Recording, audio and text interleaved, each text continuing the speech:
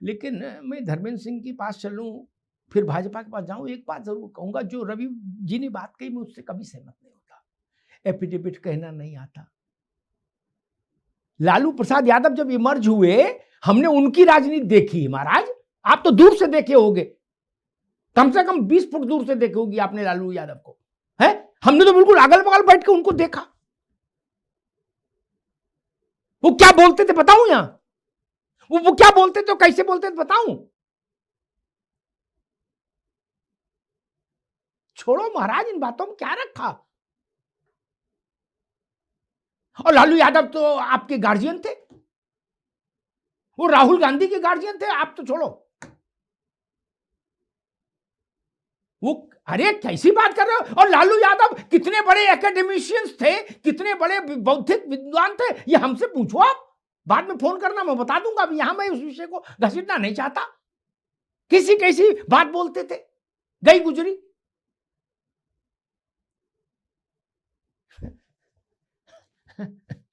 नहीं मस्खर, अरे मस्खर,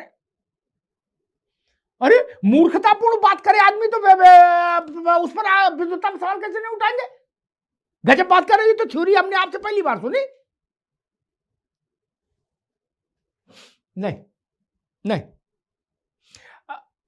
और कांग्रेस पार्टी ने अपने को वहां लालू के चरणों में गिरवी रख दिया बिहार में क्या, और लालू ने अपने कदमों से कांग्रेस को रौंद कर मसल कर रख दिया। आज वहां कांग्रेस का एक कोई दिया जलाने वाला नहीं, दोस्ती बहुत हो गई कांग्रेस। और राहुल गांधी वहां से वो चंपारण मटन सीखते रहे, उसकी रेसिपी लालू जी से, बोले इसमें लहसुन कितना डालें चाचा,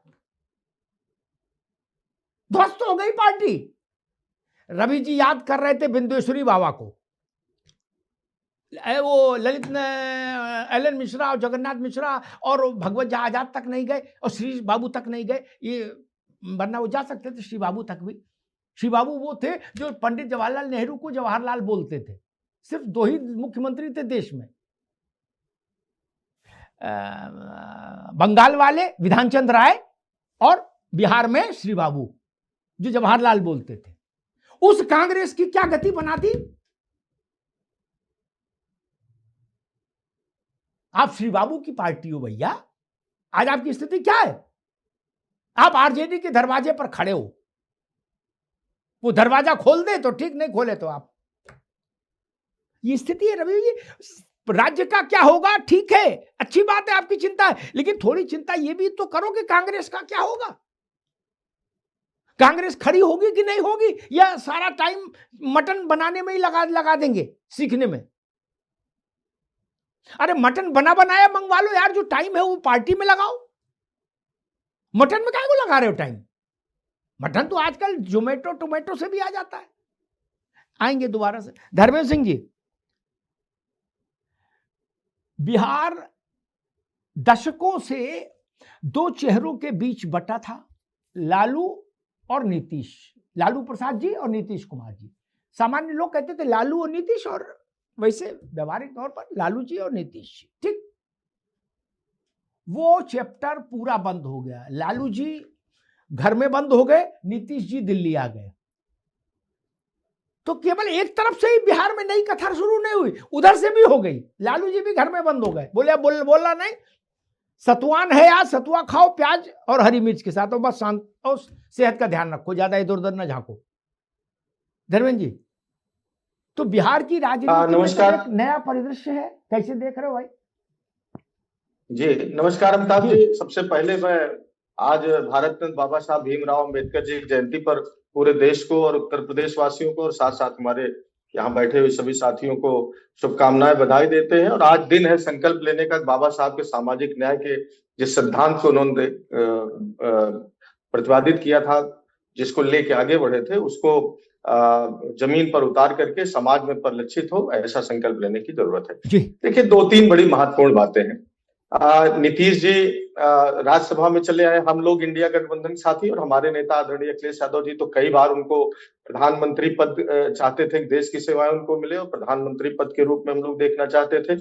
अब ये उनकी चॉइस है, और राज्यसभा चले गए, या हमारे बहुत विद्वान साथी यहाँ बैठे हैं और बड़ा अच्छा लगा सुन करके, समता पार्टी के समय के साथी है स्थापना काल के, उन्होंने खुद कहा कि पिछले कुछ महीनों से नीतीश जी मजबूरी बस पद किसी को देना चाहते थे।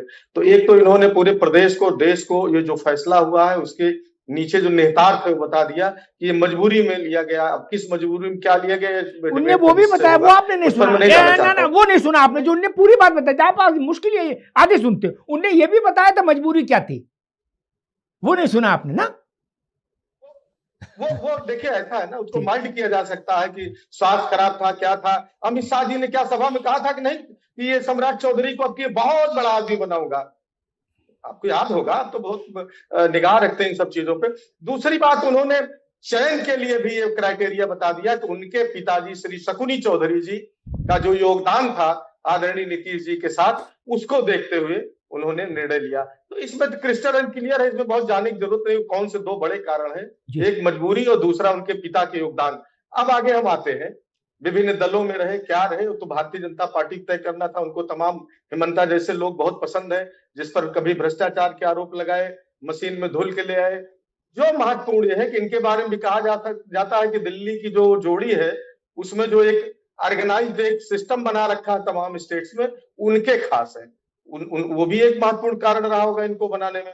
लेकिन कोई ऐसा चौंकाने वाला फैसला नहीं है। अमिताभ जी, जब सवाल किसी को जिम्मेदारी दी जाती है तो उसके जो पीछे के कर्म होते हैं उस पर निगाह देख करके आगे उम्मीद लगाई जाती है कि वो कैसा करेंगे। भाई, गृह मंत्री के रूप में हुए तमाम बिहार को लोग कहने लगे तो जंगल राज जो पहले आरोप लगाते थे वो आज की स्थिति में है। पुलिस विभाग, इनके गृह विभाग में तमाम भ्रष्टाचार के आरोप लगे। उनके ऊपर खुद पर एक राजनीतिक पार्टी के नेता ने बहुत गंभीर क्राइम का आरोप लगाया। अब उसका क्या हुआ आज तक वो दे नहीं पाए कि सच क्या है, झूठ क्या है। हलफनामे और डिग्री को आरोप लगा। तो उम्मीद है, देखिए बिहार जो नीचे से, हमारे साथी प्रताप जी कह रहे थे प्रति व्यक्ति आय में राष्ट्रीय औसत में सबसे नीचे है। तो बिहार आगे जाए, हम लोग की ये कामना है, क्योंकि बिहार से सबका सम्मान। ठीक है धर्मेंद्र जी, अभी रुकना होगा। ठीक है, अब रुकना होगा, अब रुकना होगा। ठीक, अब रुकना होगा। ठीक है, ठीक धर्मेंद्र भाई, अब रुकना होगा। आगे बात, एक तो धर्मेंद्र जी ने कहा कि हमारे राष्ट्रीय अध्यक्ष जी उनको प्रधानमंत्री बनाना चाहते थे। ये हल्की बातें हैं। आपके बनाए को प्रधानमंत्री बनेगा तो फिर मुलायम सिंह जी को नहीं बनवा देते आप लोग मिलके? गजब बात कर रहे हो यार। अरे तो राहुल गांधी नहीं बन जाते?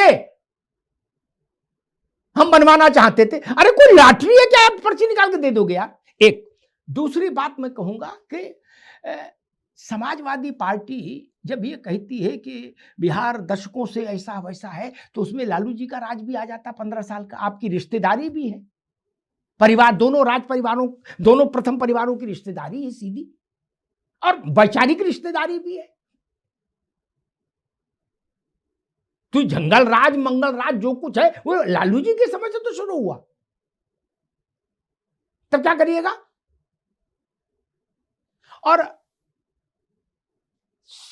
सम्राट चौधरी के ऊपर लगे आरोपों पर धर्मेंद्र जी ने कहा, एक नेता ने आरोप लगाए थे, उन नेता ने अपनी नाक ऐसी कटाई जैसी किसी ने नहीं कटाई। क्या वो कह रहे थे कि 200 से कम या कि 170 से कम सीटें आ जाएंगी तो मैं संन्यास ले लूंगा राजनीति से। क्या उनको चेहरा ध्वस्तीभूत कर दिया बिहार की जनता ने। उन्हें इल्म ही नहीं, वो अभी भी टेढ़े टेढ़े चल रहे हैं। अब क्या हुआ? धर्मेंद्र जी को मैं बधाई दूंगा, इनको कम से कम उनकी बात याद तब भी है कि उनने आरोप लगाए थे। उनको खुद को अपनी बात याद नहीं। उसके बाद उन्होंने सांस नहीं ली सम्राट चौधरी के लिए। उस दिन रोज एक कागज लाते थे, कहते थे देखो इसमें ये लिखा, उसमें वो लिखा। अरे साबुत करते ना, आप तो लिखे पड़े हो, आप तो एफिडेविट को एफिडेविट बोलते हो ना। प्रशांत किशोर जी, आपने इतने सबूत कहां दिए? ये थेथरई होती है, इसको थेथरई बोलते हैं, और कुछ लोग बकलोली बोलते हैं। अपनी अपनी मर्जी है, लेकिन मूल दो ही शब्द हैं, बकलोली एंड थेथरई। सबूत देते ना। वो तो विश्व भर में व्यापित व्यक्ति है, उनके लिए कोई संसाधनों की कमी नहीं, कोई संपर्कों की कमी नहीं। प्रशांत भूषण के लिए सांस नहीं ली, सांस। मुझे राजनीति में ऐसे पर्यटक बहुत खराब लगते हैं जो किसी के चेहरे पर भी काली फेंके और उसके बाद भाग जाए। हिट एंड रन मत करिए भाई साहब। वो आईपैक वाले पकड़े गए को फाउंडर, उनका ईडी सम्मान समारोह कर रही दिल्ली में अपने इंट्रोगेशन हब में। धर्मेंद्र जी की सूचना के लिए जो नेता आरोप लगा रहे थे उनके को फाउंडर को कल रात में 10:45 पर दिल्ली ले आई है ईडी है। अब उनका सम्मान समारोह चल रहा है। ये वही है जिनको बचाने के लिए ममता जी ईडी से भिड़ गई थी और उसके घर में घुस के फाइलें उठा लाई थी ईडी की रेड में। खैर, रत्नाकर सिंह जी, एक प्रश्न तो उठेगा ही कि 17 में आए थे क्या, 26 से 9 साल में मुख्यमंत्री, तो मतलब जो लोग 20-25 साल से वहां संघर्ष कर रहे हैं क्या, और ये प्लस भी है और ये माइनस भी है। मैंने कहा कांग्रेस छोड़ दो, माले छोड़ दो, तो हर पार्टी में रहे हैं सम्राट चौधरी जी क्या, ये सवाल तो उठेगा आपके भीतर, पार्टी के भीतर। मतलब यहां अपना भी बोलो तो मैं पार्टी को लंबे समय से देख रहा हूं पत्रकार के नाते, ये सवाल हमेशा उठता है। और भारतीय जनता पार्टी का अनुभव हेमंता को छोड़ दें तो जो उनकी पृष्ठभूमि के लोग नहीं रहे और वो भाजपा में आके बड़े पदों पर पहुंचे तो उनका भाजपा का अनुभव अच्छा नहीं रहा उन लोगों के साथ। आप कहिए, मैं 5 नाम बता दूं एक सांस में। जो बाहरी पृष्ठभूमि से आए, एक चरण सिंह जी के शिष्य आए थे, उनके साथ क्या स्थिति बनी। दूसरे वो राजस्थान वाले थे, उपराष्ट्रपति जी, उनके साथ क्या स्थिति बनी। ऐसे तमाम लोग हैं। रत्नाकर सिंह जी, ये सवाल तो उठेगा कि पार्टी के किसी मूल कार्यकर्ता को, संघ की पृष्ठभूमि के किसी कार्यकर्ता को ये पद क्यों नहीं। जेडीयू का दबाव था क्या, नीतीश बाबू का था कि वीटो कि नहीं, हम तभी कुर्सी छोड़ेंगे जब सम्राट को दो कुर्सी, ऐसा कुछ था क्या।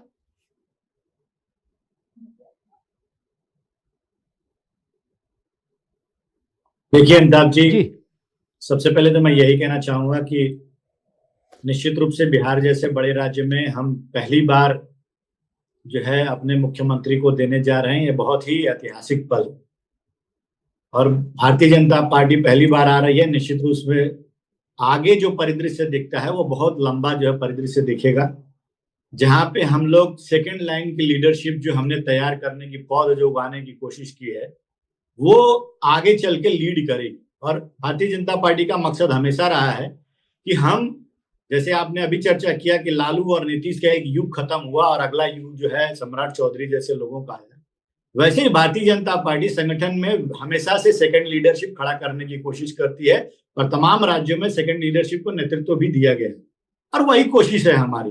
निश्चित रूप से बिहार जैसे बड़े राज्य में जहां सुशील मोदी जी जो दिवंगत हो चुके हैं, उनके दिवंगत होने के पश्चात एक बड़ा वैक्यूम जो है वो खाली था, और उस वैक्यूम को भरने की हमारी पूरी जिम्मेदारी थी।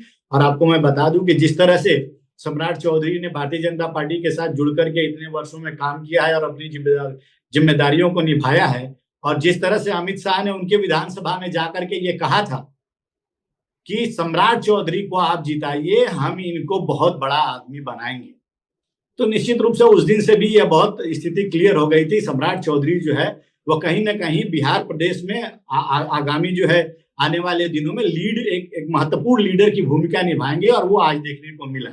और मीडिया शायद ये जानती थी कि अमित शाह ने उनको बढ़ाया है, आगे कहा है इस तरह के परिदृश्य पे, तो निश्चित रूप से इस तरह का संभावना है और वो मुख्यमंत्री बन सकते हैं।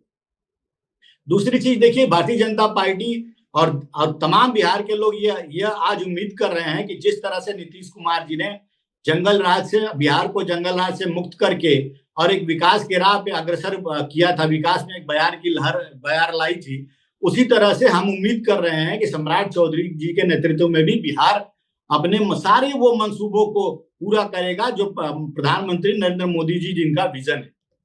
बात मैं करना चाहता हूं दूसरी, अभी सबसे महत्वपूर्ण बात 2 हमारे साथी प्रवक्ताओं ने कहा, उस पर मैं थोड़ा आ जाना चाहता हूं और कहना चाहता हूं। देखिए, हमारे रवि भाई हैं जो ये लोग एफिडेविट के नाम पे अभी कह रहे थे कि जिस व्यक्ति को एफिडेविट कहने नहीं आता वो कैसे राज्य चलाएगा। मैं जरा इनको बताना चाहता हूं कि देखिए प्रशासनिक सेवाओं में विकलांगों की भी भर्तियां होती है, आईएएस अधिकारी विकलांग भी होते हैं, उनको भी चुन करके और जिले का उनको कार्यभार दिया जाता है। अगर हम मन में ये विचार रखेंगे कि यह विकलांग है, ये अपने पैरों पे तो खड़ा नहीं हो पाएगा, तो ये जिले को किस तरह से आगे बढ़ाएगा? तो इस तरह की कुंठित मानसिकता जो है कांग्रेसी के ही मन में आ सकती है। और दूसरी बात मैं कहना चाहूंगा, इनकी माननीय जो है सोनिया गांधी जी, जब वह यूपीए सरकार की अध्यक्षा थी और यूपीए की अध्यक्षा थी और सरकार को लीड कर रही थी, गवर्न कर रही थी, उनको तो हिंदी तक नहीं बोलने आता। वो तो इंग्लिश में लिखे हुए चीजों को और हिंदी में पढ़ने का काम करती थी। और उनकी कितनी तंग हिंदी है आज भी, वो देख लीजिए। उन्होंने तो आपको पार्टी को लीड किया है भाई, प्रथम परिवार है आपका। आपको ये कहना चाहिए कि हमारी हिंदी जो नहीं बोल पाता है शुद्ध रूप से, उसको तो इतना बड़ा भूमिका में लाना ही नहीं चाहिए। चलिए वो तो एफिडेविट इंग्लिश शब्द है भाई, अगर हिंदी रहे कुछ गलत कहे तो एक बार सुन भी लिया जा सकता है। तो ये है इनकी मानसिकता। और तीसरी बड़ी चीज मैं पूछना चाहूंगा, अभी हमारे समाजवादी पार्टी के यहाँ पे बोल रहे थे और कह रहे थे मजबूरी वश 2-3 बार बोले ये। अरे भाई चलिए मजबूरी वश ही सही, लेकिन हमने तो नीतीश कुमार जी ने मजबूरी वश अपने पुत्र को तो मुख्यमंत्री की दावेदारी नहीं ने पेशकश की है।